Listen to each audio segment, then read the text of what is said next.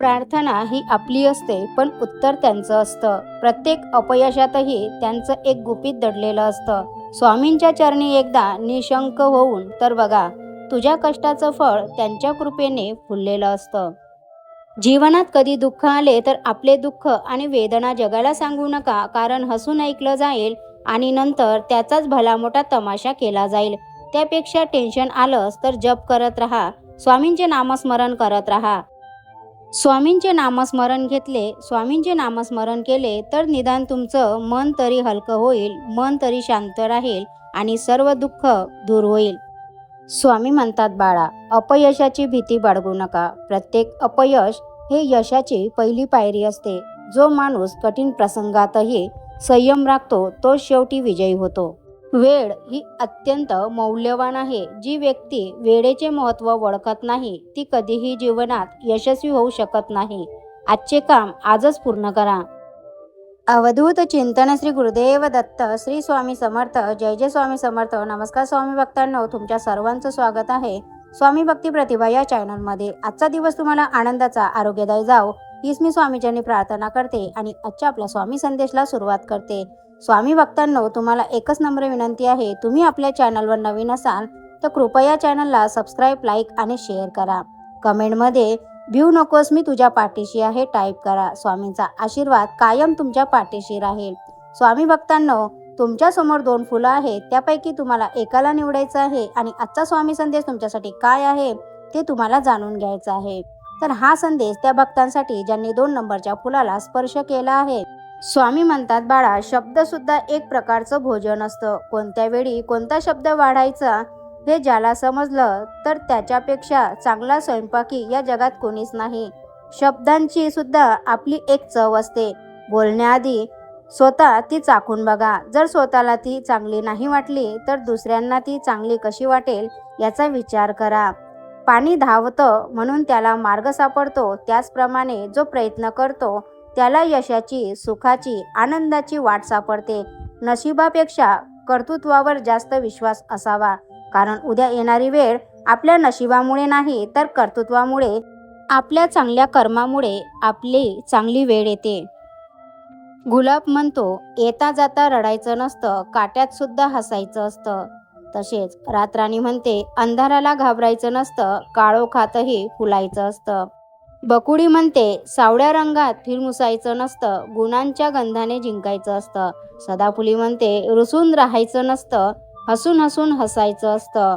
मोगरा म्हणतो, स्वतःचा मोठेपणा सांगायचा नसतो, सद्गुणांचा सुगंध दुरूनही येतो. कमळ म्हणते, संकटात चिखलात बुडायचं नसतं, संकटांना बुडवून स्वतः फुलायचं असतं. संकट आले तरीही घाबरायचं नसतं, त्या संकटातून बाहेर कसं पडायचं याचा मार्ग शोधायचा असतो. स्वामी म्हणतात, बाळा, शंकेले इलाज नाही. जिथे शंका आहे त्या शंकेला इलाज नाही. स्वभावाला औषध नाही. चारित्र्याला प्रमाणपत्र नाही. शब्दांपेक्षा काहीच तिखट नाही आणि मौनासारखा उत्तम साधन नाही. पण त्यासाठी स्वतःवर विश्वास ठेवा. मग एक दिवस असा येईल की घड्याळ दुसऱ्याचं असेल पण वेळ मात्र तुमची असेल. निवडलेला रस्ताच जर इमानदारीचा व सुंदर असेल तर थकून जाण्याचा प्रश्नच उरत नाही. भले सोबत कोणी असो मग किंवा नसो, किती दिवसाचे आयुष्य असते, आजचे अस्तित्व उद्या नसते. मग जगावे ते हसून खेळून, कारण या जगात उद्या काय होईल ते कोणालाच माहीत नसते. म्हणून सदैव आनंदी राहा, सुखी राहा. अति स्वाभिमान आणि अति अभिमान असला की माणूस आपला असलेला मानही गमावून बसतो. ही एक गोष्ट कायम लक्षात ठेवा, सौंदर्य, पैसा आणि तारुण्य हे कायमस्वरूपी नसतात. मात्र ज्ञान आणि विद्या ही माणसाची अशी संपत्ती आहे जी कधीही नष्ट होत नाही आणि नेहमी तिची किंमत वाढते. तुमचे ध्येय आणि भविष्यातील योजना कधीही इतरांना सांगू नका. जर तुम्ही आधीच लोकांमध्ये त्याबद्दल चर्चा केली तर तुमचे काम बिघडण्याची शक्यता जास्त असते. एकदा का तुम्ही एखादे ध्येय निश्चित केले तर ते पूर्ण करण्यासाठी स्वतःला पूर्णपणे झोकून द्या. मनामध्ये दृढ निश्चय आणि आत्मविश्वासी व्यक्तीला जगात कोणतीही गोष्ट अशक्य नसते. स्वामी म्हणतात, बाळा, जे तुमच्या पाठीमागे गोष्टी बिघडवतात आणि समोर गोड बोलतात असे लोक त्या भांड्यांसारखे असतात. ज्यांच्या तोंडात दूध असते पण आत विष भरलेलं असते, या लोकांपासून सावध राहा. तुम्ही कितीही चांगले असलात तरीही जर तुम्ही चुकीच्या ठिकाणी असाल तर तुमची किंमत शून्य होते. त्यामुळे योग्य जागा आणि योग्य लोक निवडा. भाग्य अशाच लोकांची मदत करते जे कठीण परिस्थितीमध्येही लक्ष्यपूर्तीसाठी दृढ राहतात. स्वामी म्हणतात, बाळा, टोचून बोलणं किंवा वारंवार जुन्या गोष्टी काढणं हे कौटुंबिक तणाव वाढवू शकते. त्यामुळे नातं कमजोर होते. स्वतः शिस्तीत राहिलात तर घरात शिस्त येते. घरात प्रेम, नम्रता आणि संवाद असेल तर नात्यांमध्ये आनंद आणि समृद्धी वाढते. रोजच्या संवादात विचारपूर्वक बोलणं, रागावर नियंत्रण ठेवणं आणि सकारात्मक दृष्टिकोन ठेवणं हेच यशस्वी कुटुंबाचं रहस्य आहे. श्री स्वामी समर्थ. जय जय स्वामी समर्थ.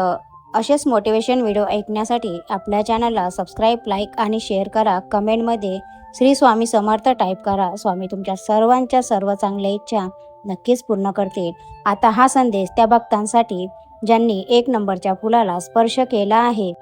शक्य आणि अशक्य यातील फरक माणसाच्या आत्मविश्वासावर अवलंबून असतो. प्रत्येक दिवस हा नवीन सुरुवात करण्याची संधी आपल्याला देत असतो. फक्त गरज असते ती एका सकारात्मक विचारांची. खोटं बोलून जिंकण्यापेक्षा खरे बोलून हरायला शिका. रात्र जेवढी अंधारी असते तारे तेवढेच तेजस्वी चमकतात. अपयशाने खचून न जाता पुन्हा उठण्याची जिद्द बाळगणे हीच यशाची पहिली पायरी आहे. तुमची विचारसरणी तुमचे भविष्य ठरवते. म्हणूनच नेहमी मोठे चांगले विचार करा आणि त्यानुसार कृती करा. संकट ही माणसाला कमकुवत करण्यासाठी नाही तर त्याची ताकद दाखवण्यासाठी येत असतात. म्हणून आलेल्या संकटाला न घाबरता त्यातून मार्ग शोधा आणि चालत राहा.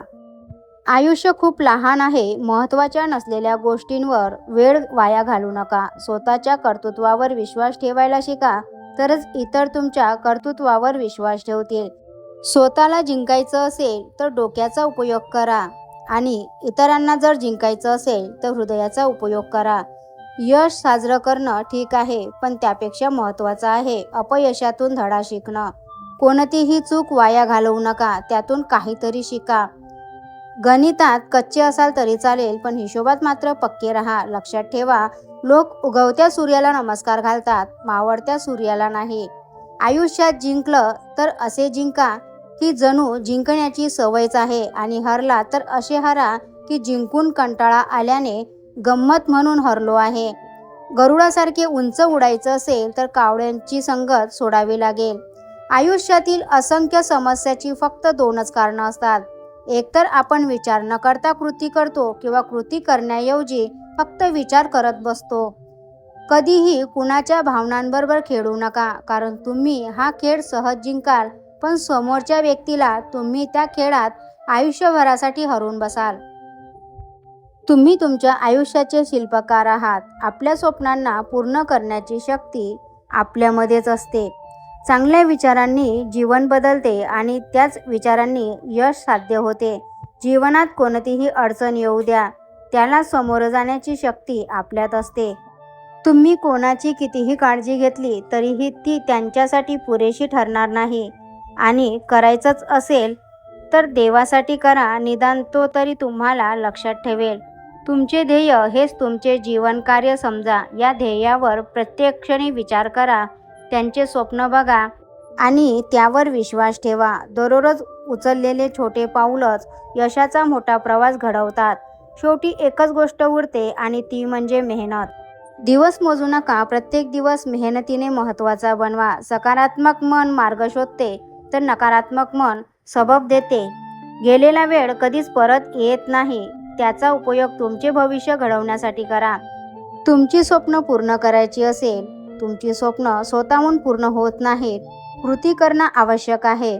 आज पाऊल उचला, कारण गेलेली वेळ कधीच परत येत नाही. मोठी प्रवास एका उडीने होत नाही, तर दररोज घेतलेल्या छोट्या छोट्या पण ठाम पावलांनी होतात.